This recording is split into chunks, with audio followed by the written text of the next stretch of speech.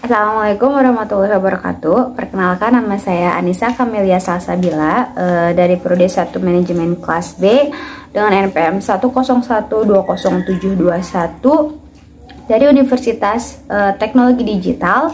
Di sini saya akan menjelaskan tentang kemampuan sumber daya untuk memenuhi salah satu tugas evaluasi tengah semester mata kuliah konsentrasi manajemen kinerja. Oke, yang pertama kita akan membahas tentang apa sih pengertian dari manajemen kinerja itu. Nah, menurut para ahli, salah satunya yaitu menurut Wibowo pada bukunya tahun 2007 menjelaskan bahwa manajemen kinerja merupakan gaya manajemen dalam mengelola sumber daya yang berorientasi pada kinerja yang dilakukan seperti proses komunikasi secara terbuka dan berkelanjutan dengan menciptakan visi bersama dan pendekatan strategis serta terpadu sebagai kekuatan pendorong untuk mencapai tujuan organisasi.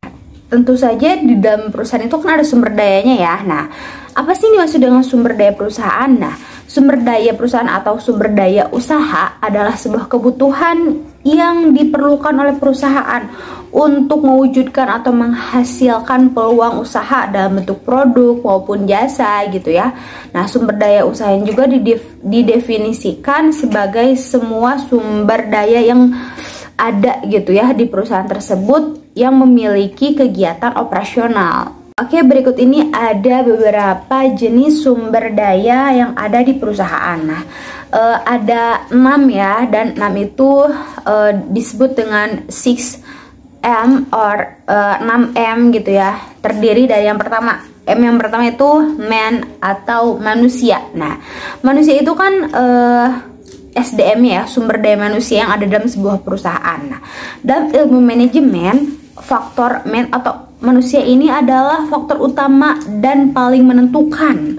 Hal ini karena manusialah yang menyusun tujuan dan melakukan semua proses untuk mencapai tujuan tersebut. Nah, kenapa sih bisa disebut hal yang paling utama dan menentukan? Karena apabila sumber daya manusianya di dalam sebuah perusahaan itu baik, maka akan menimbulkan citra ataupun produk yang baik pula di perusahaan tersebut. Nah, tentunya meskipun perusahaan itu sudah sangat maju, tetap saja membutuhkan sumber daya manusia sebagai orang yang mengoperasikannya atau yang membuat tujuan tersebut menjadi kenyataan gitu. Lalu yang selanjutnya yang kedua ada dua, yang M itu ada money atau uang. Nah, uang ini merupakan modal yang paling dibutuhkan gitu ya untuk membayar seluruh kegiatan operasional seperti tenaga kerja, lalu seperti membayar beban-beban operasional gitu ya, listrik, transportasi, pembelian bahan baku. Nah, itu kan semua membutuhkan uang. Nah, perusahaan itu kan menjual barang atau jasa itu untuk mendapatkan apa? Mendapatkan uang atau laba. Nanti uang atau laba itu akan diakumulasikan lagi, apakah untuk kita kembalikan atau kita olah lagi menjadi modal usaha yang baru, pembelian bahan baku misalnya. Nah, kita juga sisihkan untuk gaji atau payment para tenaga kerja kita gitu. Nah, semua itu tentu saja kegiatan operasional kan membutuhkan dana gitu ya, membutuhkan anggaran. Makanya uang itu salah satu sumber daya perusahaan yang sangat penting. Oke, yang ketiganya ada material atau fisik. Nah, perusahaan bisa memiliki standarisasi bahan seperti ukuran ataupun jenis bahannya ataupun mereknya gitu ya. Nah, selain itu, perencanaan sumber daya ini juga bermanfaat untuk mengetahui pemasok bahan baku atau vendor ya, vendor yang kita butuhkan gitu. Dan perencanaan ini juga sangat berguna untuk menghitung harga pokok penjualan nantinya sebagai dasar harga berapa sih produk kita akan dijual gitu ya. Nah, di sini juga material itu kan sebagai bahan baku gitu ya. Nah, kita juga harus menyiapkan atau merencanakannya dengan sangat baik gitu. Perencanaan persediaannya jangan sampai overstock atau stock out. Dimana overstock itu kebanyakan stok yang akan menambah kos perusahaan. Kenapa? Karena biaya penyimpanan atau biaya pemeliharaan di dalam gudang. Tentu saja kita akan kepenuhan gitu apabila kita kebanyakan memiliki bahan yang tidak terpakai atau belum terpakai. Oleh karena itu kita harus mempunyai planning produksi berapa dan juga perhitungan dari material tersebut agar tidak kelebihan atau outstock, kekurangan. Jangan sampai proses produksi terhenti karena tidak adanya material tersebut. Lalu yang keempat ada mesin atau mesin atau juga teknologi gitu ya. Nah, jika perusahaan menggunakan teknologi yang menarik, maka perusahaan itu mampu bersaing dengan perusahaan-perusahaan lainnya gitu. Karena itu mesin adalah sumber daya usaha yang krusial gitu ya dalam proses produksi, khususnya jenis usaha yang membutuhkan alat atau mesin itu kan tentu membutuhkan gitu ya untuk menghasilkan suatu produk yang mampu kita jual gitu. Apalagi di area industri 4.0 sekarang ini ya, yang serba digital, serba internet, serba mudah gitu ya. Apalagi kita hampir ke 5.0 gitu. Berarti kan lebih upgrade lagi gitu. Apabila perusahaan kita tidak mengupgrade atau tidak mengupdate mesin yang kita miliki sekarang, otomatis kita akan ketinggalan zaman, ketinggalan juga dalam kompetitor gitu ya.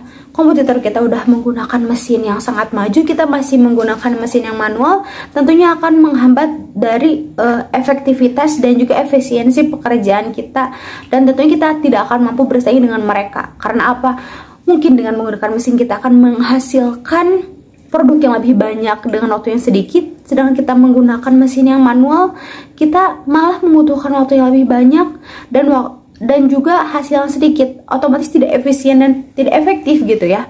Makanya kenapa kita harus tetap mengupgrade, agar apa? Agar kita mampu bersaing dengan pesaing-pesaing yang lainnya. Kita nggak ketinggalan, kita nggak akan kehilangan konsumen gitu, apa kepercayaan konsumen. Nah, kita makanya membutuhkan mesin juga. Gak mungkin dong kalau misalnya kita memproduksi sesuatu atau memproduksi baju atau memproduksi sepatu misalnya gitu ya, gak mungkin kita memotong komponennya dengan cara manual dengan gunting, gak mungkin kan. Kita membutuhkan mesin yang membantu produksi kita gitu, membantu jalannya produksi agar lebih mudah yang tadi itu, agar tidak lebih banyak kos keluar juga gitu ya, buat saving perusahaan.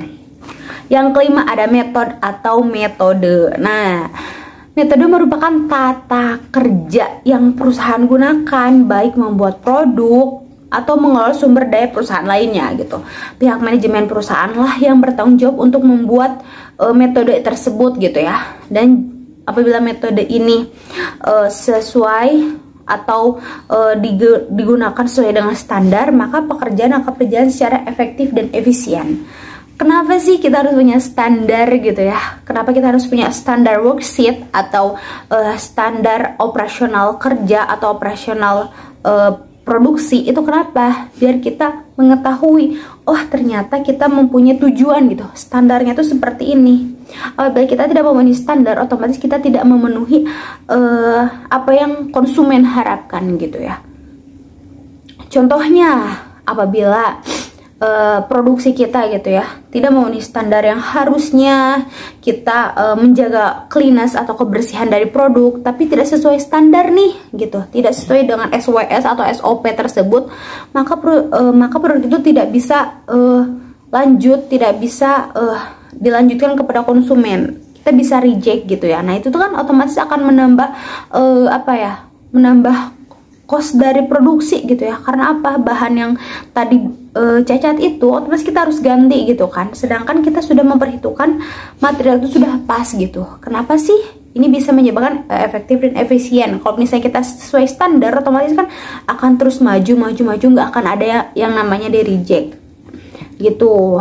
Lalu yang keenam ada yang namanya market atau pasar. Nah ini juga penting banget. Karena apa? Karena produk yang dihasilkan perusahaan kita itu kan tentunya pasti kita akan jual kepada konsumen gitu ya. untuk mendapatkan apa? Mendapatkan keuntungan atau laba atau profit yang kita butuhkan gitu, apa yang kita cari gitu kan ya. Marketing juga diperlukan agar pelanggan tuh menjadi lebih tertarik dengan produk kita gitu ya. Nah, perencanaan pasar juga dikelompokkan menjadi beberapa jenis gitu, seperti usia yang kayak gitu kan, seperti demografi gitu ya. Nah, kita harus mengerti target pasar dan pangsa pasar kita tuh harus kemana. Kita jangan sampai salah pasar atau salah target pasar ya. Otomatis kan nggak akan laku gitu penjualan kita. Misalnya kita akan menjual atau kita memiliki toko fotokopi gitu ya. Pasti kita akan memiliki target pasar. Oh, ini kita akan taruh di lokasinya gitu ya, seperti kampus, dekat sekolah atau dekat perkantoran.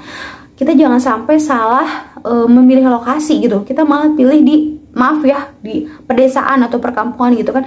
Jarang yang menggunakan jasa tersebut gitu. Jadi kita jangan sampai membuat suatu usaha atau bisnis tapi kita tidak memperhitungkan bagaimana target perusahaan atau pangsa pasarnya tuh yang mana sih gitu. Jangan sampai kita mengeluarkan banyak biaya, banyak anggaran tapi tidak ada feedback gitu, tidak ada profit yang kita hasilkan gitu. Yang terakhir kesimpulannya. Nah, dari semua jenis sumber daya yang tadi, yang 6M itu, money, method, mesin, itu semua tuh berkesinambungan gitu ya. Jadi nggak mungkin dong SDM bekerja sendiri tanpa adanya mesin atau tanpa adanya metode, itu nggak akan bisa. Dan semua itu mereka berkesinambungan, saling berhubungan agar apa? Agar memudahkan kita untuk mencapai tujuan perusahaan kita gitu ya, tujuan organisasi kita. Untuk apa sih gitu ya? Semua itu dilakukan gitu. Dan sumber daya ini semua juga harus saling membantu gitu ya, satu sama lain. Misalnya SDM-nya udah bagus tapi mesinnya tidak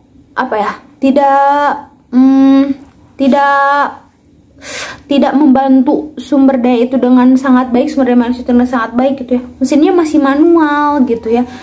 Sedangkan SDM-nya udah bagus banget nih gitu. Otomatis kan tidak ngebantu gitu ya. Nah, itu akan menjadi salah satu tahap yang membuat perusahaan kita tidak mengeluarkan hasilnya gitu ya, tidak efektif dan efisien gitu ya, akan menghambat gitu.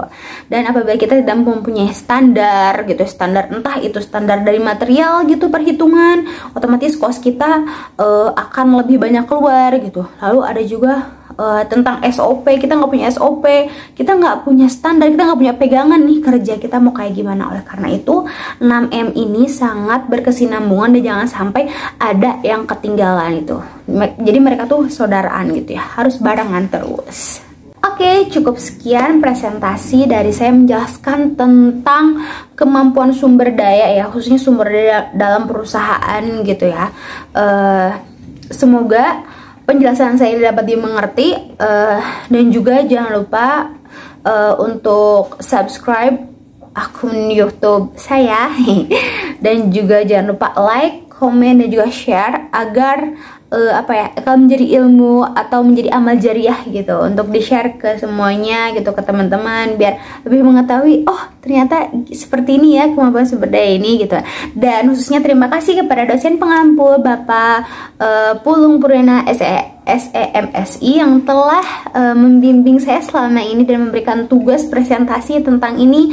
Otomatis saya menjadi lebih mengetahui dan saya dapat men-share ke teman-teman semua apa itu tentang kemampuan sumber daya khususnya di perusahaan. Terima kasih. Wassalamualaikum warahmatullahi wabarakatuh.